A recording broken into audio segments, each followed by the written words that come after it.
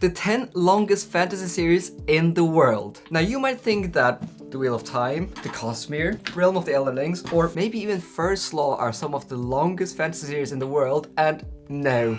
They're not even close. I'm telling you that the longest series on this list is literally almost 4 times longer than all the Cosmere books combined. Now, I did my best to find the most up-to-date, but there are so many series out there, so the numbers constantly change, so I do apologize, but all of these numbers were from last year, so they should be quite accurate. Now, before we get into top 10, I just want to highlight some really popular booktube series that you might be wondering. And on the 31st spot, we have The First Law Universe by Joe Abercrombie. This is a 10-book series, and it's currently 1.9 million words. On spot number 28, we have A Song of Ice and Fire by George R. R. Martin, totaling at 2.06 million words. On spot number 22, we have The Dresden Files by Jim Butcher, which I believe is 17 or 18 books, at 2.351 million words. And on spot number 19, we had Discworld at 3.327 million words. And on spot number 17, so it's not even that long compared to other series in the world, but we have The Cosmere by Brandon Sanderson at 3.515 million words.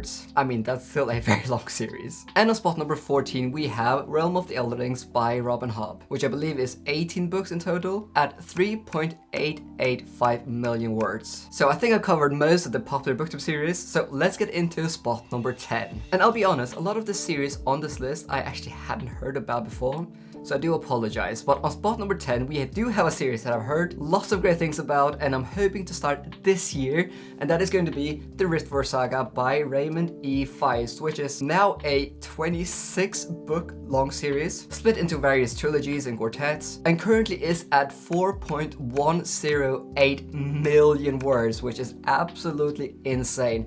Now, I've heard great things about the original Riftwar Saga trilogy, but I've also heard that you can start with Daughter of the Empire, which I've heard is a much greater series, which Raymond E. Feist and Jenny Woods wrote together, so I'm kind of tempted to start here, although this came out chronologically first, so we'll see. But if you read the series, let me know where you think I should start. Okay, on spot number 9, we have a series I actually had never heard about, so that might be a generational thing, or maybe just people don't read it on BookTube, or maybe it's YA, but that is The Saga of the Recluse by L.E. Modesitt. I think that's how you pronounce it. It's a 24-book series, currently at 4.16 million words. Now, the first book came out in the late 80s or early 90s, so it's definitely a series that was probably very popular almost 35 years ago, and as I said, it has 24 books, which is absolutely insane. And I think making this list really highlighted that we booktubers, we love to focus on modern and trendy books, which in of itself is not a bad thing, but I've come to realize more and more that I really need to go and read more classics, because there's so many out there. On spot number 8, we have one of my favorite series, and I thought this was one of the longest series in the world, but compared to spot number 1, this is a short series, but that is going to be The Wheel of Time by Robert Jordan. 14 books with a prequel novel as well, so technically it's 15 books at 4.373 million words. Now, I thought I had made a massive achievement when I actually finished the series, and to be fair, it is a massive series. But yeah, just hold your horses, because I'm telling you, spot number 1 is literally 3 times longer than this series, which is just mind-blowing. On spot number 7, we have the Essalian series by Michelle West, a 17-book series at 4.393 million words. Again, it's a classic fantasy, and publishers, they don't really do series like this anymore, do they? Now we're lucky if we get a trilogy, and most fantasies are duologies, but yeah, so many large, massive series from the 80s and 90s, and this is also a series I have never even heard mentioned on BookTube, so definitely let me know if you read this one and if it's worth checking out. On spot number 6, and I tried to verify this number, but according to Goodreads, this is a 45-book series, but most of the books are relatively short, but that is going to be Sant by Piers Anthony, coming in at 4.625 million words. Again, another massive series from the late 70s, and I read the synopsis here, and this sounds like a very classic, at least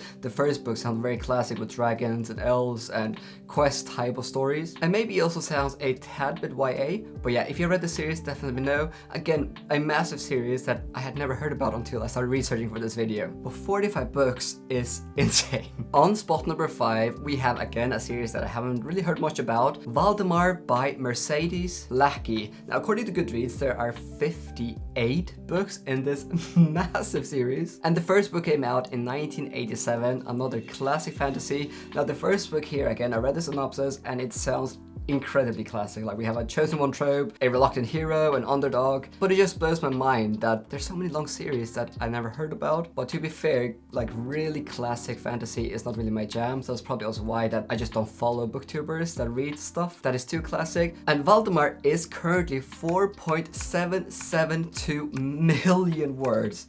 That is a lot of words. But yeah, definitely let me know if you have read the series and if you think I should check it out. Similar to most of the series on this list, this series is also split into like trilogies and quartets and duologies and stuff like that. So I'm sure there's probably multiple entry points into this massive, massive universe. Okay, the next one on this list is controversial on BookTube, but that's going to be the Sword of Truth series by Terry Goodkind. A massive 17 book series, I believe, at 5.147 million words.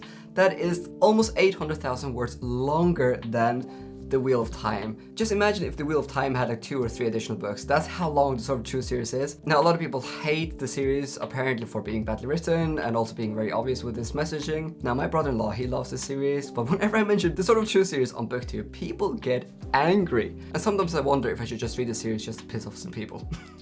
Okay, let's jump into the top 3. On the 3rd spot, we have, and I think most of you would have expected the series to be somewhere in the top 5, but that's going to be Malazan by Steven Erikson and Ian Esselmont. Now, I don't even know how many books are in this series now, 24, 25 or something? I mean, there are 10 primer books, which are absolutely massive. I mean, the Wheel of Time books feel short compared to some of the books in Malazan.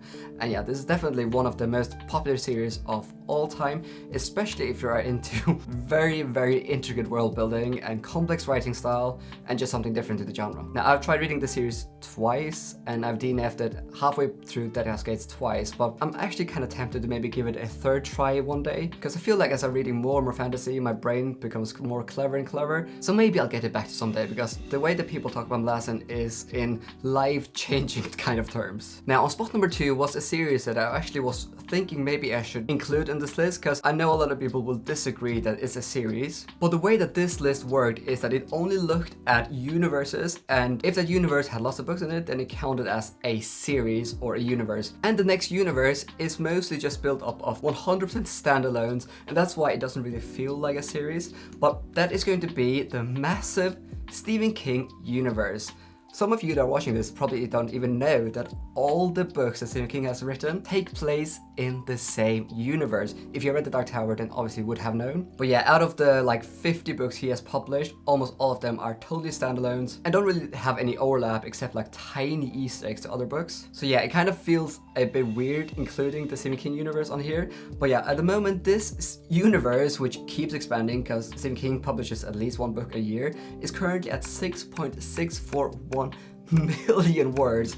So that's more than 2 million words than Wheel of Time, which is just insane. Okay, on spot number 1 is a series that is almost twice as long as the Stephen King universe, and according to Goodreads, the first novel came out 6 years ago. So I am so confused here because I don't even know how this works, but the web novel series The Wandering Inn is at 11.134 million words, 3 times as long as the Wheel of Time series, and currently has 12 primer books, which means that every book in this series is like a million. I mean, Oathbringer is like 500,000 words, so that's like twice the size of Oathbringer is the size of one normal book in The Wandering Inn. I know that The Wandering Inn is a series that so many people keep asking me to start, but bro, when the series is almost 12 million words, and reading The Wheel of Time took me like 6 months of just back to back to back reading, getting up to date with this series would literally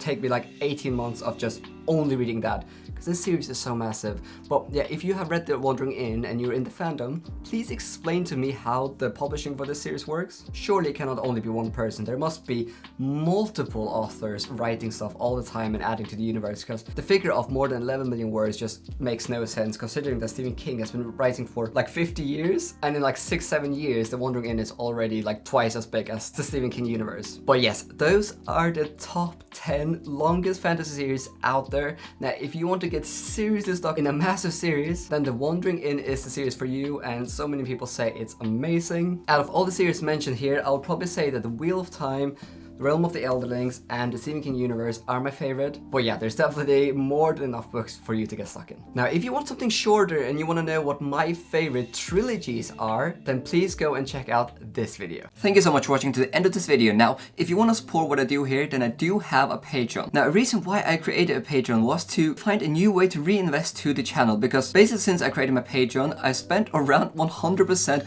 of my earnings to hire an editor to do a couple of videos for me a month. Now, since creating my Patreon, an editor has done more than 20 videos for me on my channel, so it makes a huge difference. Now, if you join my Patreon, you will also get some benefits. For example, you'll get a name in my videos like these guys. You'll also be able to join the exclusive Viking book club where every month we read one book together, and you might be the one to put the book forward. This month we're reading this book, and next month we're reading this book. You also get to vote on my next read, get access to exclusive videos like a wrap-up or even book reviews, and so much more. But this is totally voluntary, but all support is much appreciated.